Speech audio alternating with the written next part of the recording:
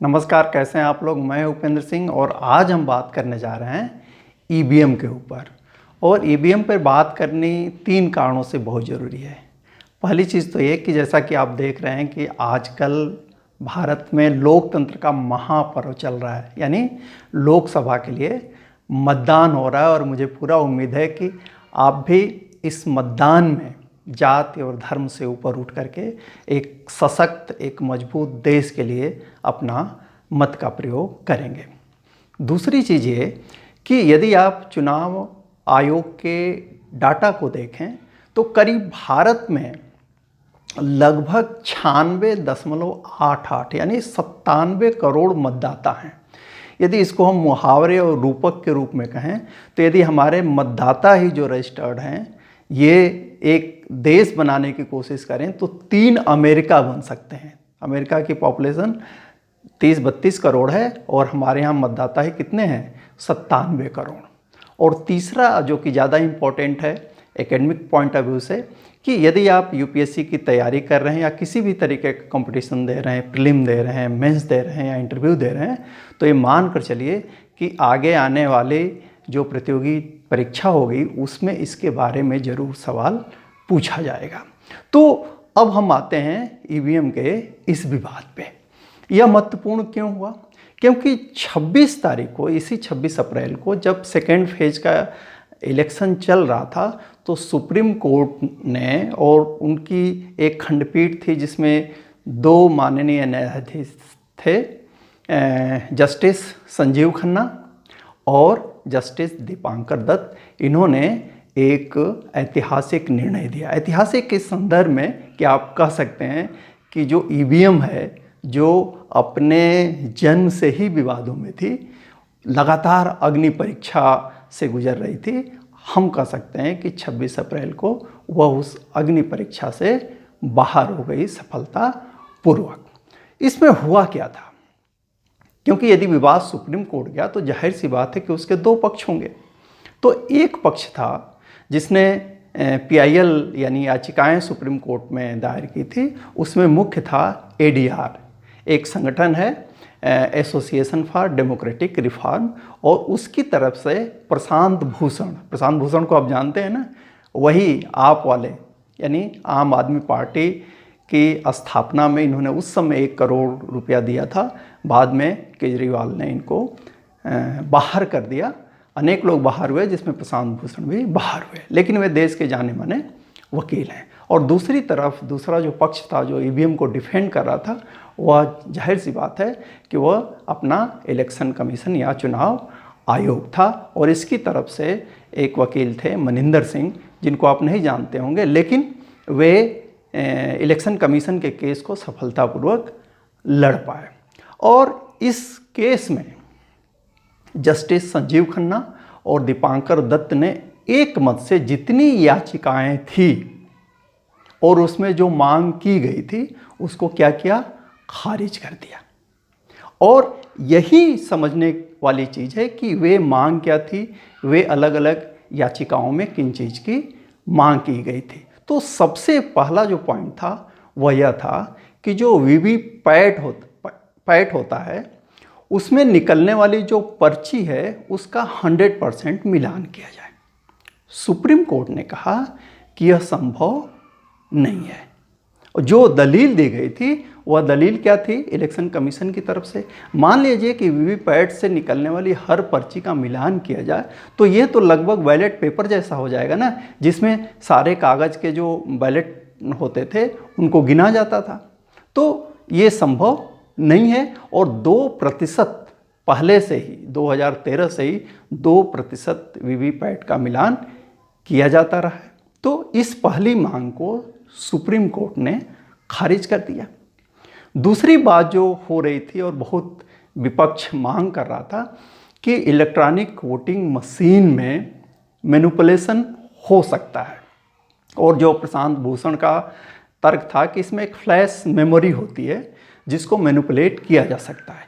Election commission और जो expert ने राय दी, उन्होंने ये सिद्ध किया कि नहीं, उसमें एक चिप तो होती है, क्योंकि आप चिप नहीं रखेंगे आप जैसे आपके मोबाइल में स्पेस ही नहीं है तो कोई चीज़ उसमें कैसे स्टोर होगी, तो मेमोरी तो डालनी पड़ेगी ना। तो एक फ्लैश मेमोरी होती है, वह ऐसी होती है कि उस पर एक बार लिखा जा सकता है, राइट वंस और रीड मेनी टाइम्स वाली मेमोरी है। एक बार लिखिए और सैकड़ों बार, हजारों बार, अनगिनत बार उसको पढ़िए। लेकिन इलेक्शन कमीशन का कहना था कि चूंकि इसमें कोई वायरलेस या कोई इंटरनेट की कनेक्टिविटी नहीं होती, इसलिए इसको हैक नहीं किया जा सकता, इसको मैनिपुलेट नहीं किया जा सकता। और जो विपक्ष था इसके खिलाफ कोई ठोस सबूत नहीं दे पाया। तो इलेक्शन कमीशन ने कहा कि भाई हम ईवीएम के क्षेत्र में यानी इलेक्ट्रॉनिक वोटिंग मशीन के क्षेत्र में इतना आगे जा चुके हैं कि हम पीछे नहीं जा सकते। अब मैं तो कोर्ट में था नहीं, यदि मैं होता जस्टिस तो मैं एक लॉजिक देता कि भाई आप इस आधार पे कि जहाज़ ऊपर उड़ रहे उसका तेल ख़त्म हो जाएगा तो जहाज़ गिर जाएगी, सारे लोग मर जाएंगे, तो उससे बढ़िया है हम किससे चलें, हम बैलगाड़ी से चलें। ये तो संभव नहीं है ना। तेजस हमारी बुलेट ट्रेन आने वाली है तो बहुत तेज़ चलती है, उस पर कुछ लोग पत्थर फेंक देते हैं, कुछ शीशे टूट जाते हैं, तो नहीं भाई ये ख़तरनाक है, हम तो पैदल चलेंगे, बैलगाड़ी से चलेंगे, तागे से चलेंगे। ये लॉजिक हम पीछे नहीं जा सकते। हाँ कुछ कमियां हैं तो उसको सुधारा जा सकता है, और उससे जुड़ा हुआ इलेक्शन कमीशन ने दो डायरेक्शन भी दिए हैं। लेकिन पहले हम उन मुख्य मांग और उनके रिजेक्शन को समझ लेते हैं। तो दो चीज़ें हो गई ना, आप समझ रहे हैं ना, दो चीज़ हो गई, वीवीपैट का 100% मिलान नहीं किया जाएगा, और दूसरी चीज़ कि इलेक्शन तो ईवीएम से ही होंगे, बैलेट पेपर की तरफ नहीं जा सकते। और आप भी समझिए, आप जानते हैं बंगाल का पिछला पंचायत इलेक्शन इसका उदाहरण है, और यदि आप बुजुर्गों से अपने घर में पूछेंगे तो आप कह सकते हैं कि बूथ कैप्चरिंग ईवीएम के समय संभव नहीं है, बूथ कैप्चरिंग केवल बैलेट पेपर के समय संभव था, होता था, ये कोई छुपी हुई बात नहीं है। और दूसरी चीज़ जो वोट रिगिंग होती है यानी वोट की जो हेराफेरी होती है वह बैलेट पेपर में ज़्यादा संभव है। ईवीएम में आपने एक बार किसी पार्टी को वोट डाल दिया तो डाल दिया, उसको कोई खारिज नहीं कर सकता। वो सस्पिशन वाला कोई वोट नहीं होता, या तो इधर होता है या तो उधर होता है। तीसरी मांग ये थी एडीआर की तरफ से, प्रशांत भूषण की तरफ से, कि जो वीवीपैट की पर्ची गिरने वाला जो बॉक्स है उसके सामने जो शीशा होता है उसको और ट्रांसपेरेंट कर दिया जाए, यानी वह ट्रांसपेरेंट तो है, उसको और ट्रांसपेरेंट कर दिया जाए। इलेक्शन कमीशन की तरफ से मनिंदर सिंह ने इस पर ऑब्जेक्शन लगाया। उनका ऑब्जेक्शन ये था, और एक बात मैं ईमानदारी से कहूँ कि मैं खुद इस इलेक्शन प्रोसेस का भाग रह चुका हूँ, मैं वीवीपैट को देखा हुआ हूँ, और जब पर्ची गिरने वाली होती है उसके पहले 7 सेकंड तक वह लटकी होती है, हैंग करती है, और 7 सेकंड बहुत पर्याप्त होता है क्योंकि उस पर 3 ही इन्फॉर्मेशन होती है, जिस कैंडिडेट को आपने वोट दिया है उसका नाम, उस पार्टी का सिंबल, और जो सीरियल नंबर होता है उस बटन का वह होता है। इसको हम 7 सेकंड में देख सकते हैं, और वह इतनी ट्रांसपेरेंट होती है कि आराम से दिख जाए। यदि पूरे उस यूनिट को आप ट्रांसपेरेंट कर देंगे, आगे के पोर्शन को अगल बगल से भी ट्रांसपेरेंट कर देंगे, तो समस्या क्या है? समस्या ये है कि यह लोकसभा का चुनाव है और यह सीक्रेट वोट है, यानी गुप्त मतदान है। यदि आप ट्रांसपेरेंट कर देंगे तो आप जानते हैं, नहीं जानते हैं तो मैं बतला रहा हूँ कि जब इलेक्शन होता है और किसी कमरे में वोटिंग होती है तो वहाँ केवल पोलिंग पार्टी नहीं बैठती, जो जितने भी दल के लोग वहाँ होते हैं, जितने कैंडिडेट होते हैं, उनके एजेंट बैठे होते हैं। अब ट्रांसपेरेंट आप कर देंगे इतना कि कहीं से भी दिख जाए, तो जाहिर सी बात है ना कि आपने वोट दिया और एजेंट ने वहाँ देख लिया। अब क्या होगा? वह आपका विरोधी हो जाएगा। यदि आपने उसको वोट नहीं दिया है तो निकलो बाहर, फिर देखते हैं। तो ये बड़ी समस्या हो जाएगी वोटर्स के लिए भी। क्यों? क्योंकि उसकी जान के लिए भी खतरा हो सकता है, या वह सुरक्षित भी रहे तो झगड़ा तो जरूर हो जाएगा। इसलिए इस ट्रांसपेरेंट करने वाली बात को भी इलेक्शन कमीशन ने इनकार कर दिया। चौथी महत्वपूर्ण बात जो प्रशांत भूषण की तरफ से की गई वह यह थी कि उन्होंने कहा कि जो पर्ची निकल रही है वीवीपैट में, उस पर्ची को दे दिया जाए उस वोटर को और एक बॉक्स रख दिया जाए जिसमें वो ले जा करके उस पर्ची को डाल दे। अब ये भी संभव नहीं है। आप सुनिए प्रशांत भूषण ने तर्क कैसे रखा, मेरे समझ में नहीं आता।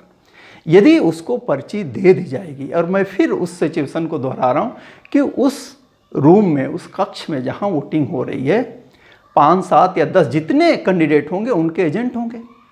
तो हो सकता है ना कि जाने या अनजाने में वे उसकी पर्ची को देख लें, क्योंकि सिंबल से तो पता कर सकते हैं ना कि एक्स वाला सोचेगा कि इसने वाई कोड दिया है, या जैसा कि राज्यसभा में होता है वो पर्ची ही दिखा दे। ये दोनों चीज़ें जो संवैधानिक व्यवस्था है लोकसभा के चुनाव की, गोपनीयता मतदान की, वह रिवील हो जाएगी, वो ख़त्म हो जाएगी। इस कारण इसको भी रिजेक्ट कर दिया। तो यही मैं कह रहा था कि जो अग्नि परीक्षा थी, जो 82 से चल रही थी एक प्रकार से ईवीएम के विरुद्ध, उसमें ईवीएम 26 अप्रैल 2024 को पास हो गई। अभी मैंने नाम लिया 1982 का। यह वह वर्ष है जब पहली बार ईवीएम का प्रयोग हुआ था। कहाँ?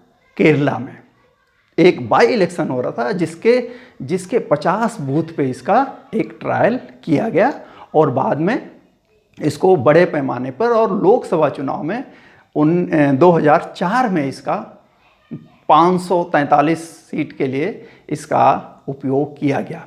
ये अलग बात है कि एनडीए उस समय थी, वाजपेयी जी थे, और वे चुनाव हार गए।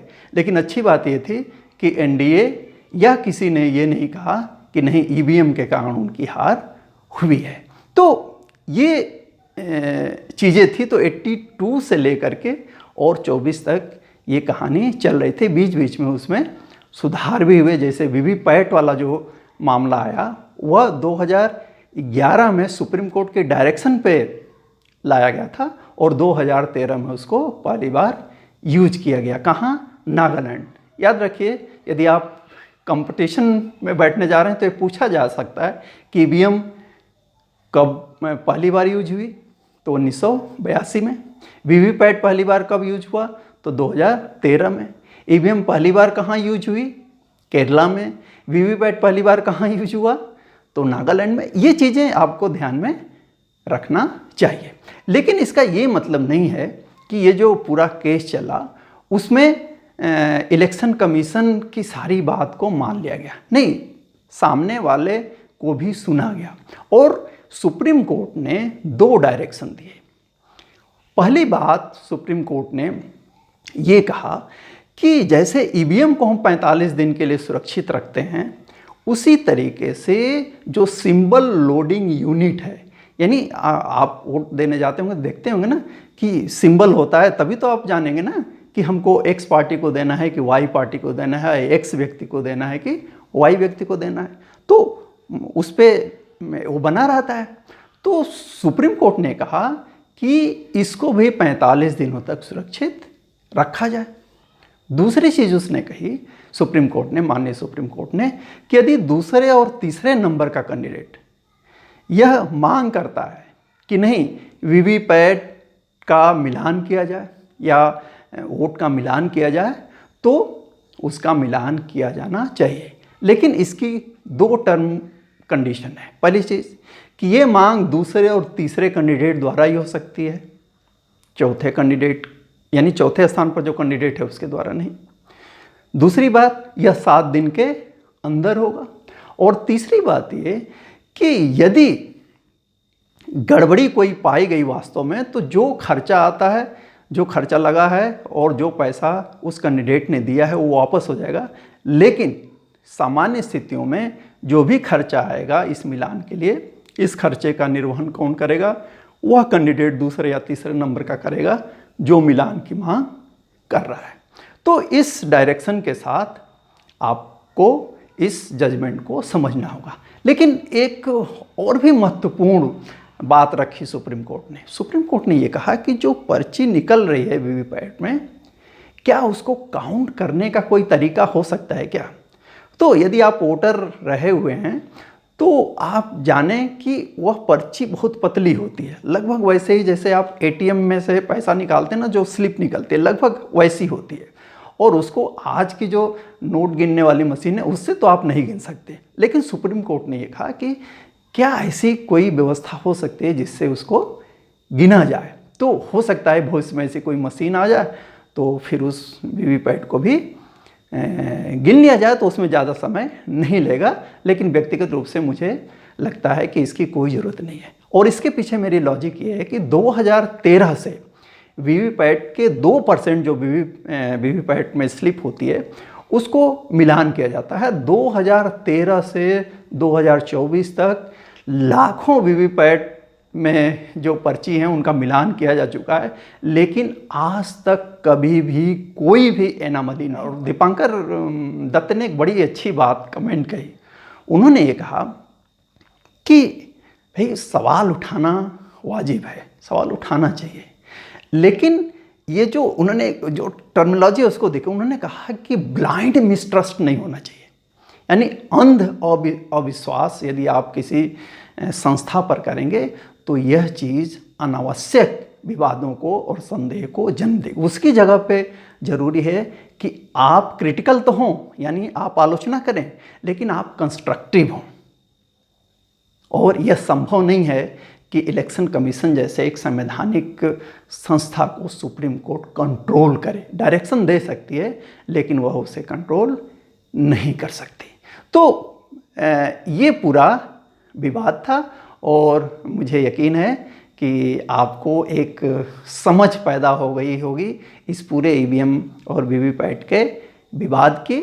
और इस शुभकामना के साथ कि आप इस लोकतंत्र के पर्व में, यज्ञ में अपने मत की आहुति देंगे और वह भी धर्म और जाति से ऊपर उठ करके। मैं इस वीडियो को ख़त्म करता हूँ। धन्यवाद, नमस्कार।